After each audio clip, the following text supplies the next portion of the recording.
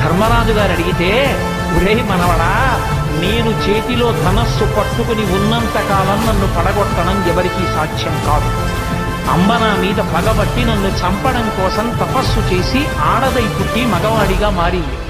ఆడదై పుట్టి మగవాడిగా మారింది కాబట్టి అంబ శిఖండిగా తిరుగుతోంది. శిఖండిని అర్జునుడి రథం మీద నిలబెట్టండి. శిఖండి ఎదురుగుండా కనపడితే నేను బాణం వెయ్యను, ధనస్సు కింద పెట్టేస్తాను. ధనస్సు కింద పెట్టిన తర్వాత శిఖండి వెనక నుంచి అర్జునుడిని నా మీద బాణప్రయోగం చెయ్యమను.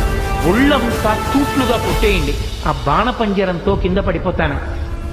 తర్వాత మీరు యుద్ధం చెయ్యండిరా అన్నాడు. కృష్ణ పరమాత్మ చెప్పబట్టి శిఖండిని ఎదురుగుండా పెట్టుకుని భీష్మాచార్యుల వారిని పడగొట్టారు. ద్రోణాచార్యుల వారు ఒకానొక సందర్భంలో విజృంభించి ధనస్సు పట్టుకుని వైరి పక్షంలో ఒక్కడిని బ్రతకనివ్వనని అగ్నిహోత్రంలా విజృంభించాడు. కృష్ణ పరమాత్మ దగ్గరికి వెళ్ళి ఏడిచాడు ధర్మరాజు.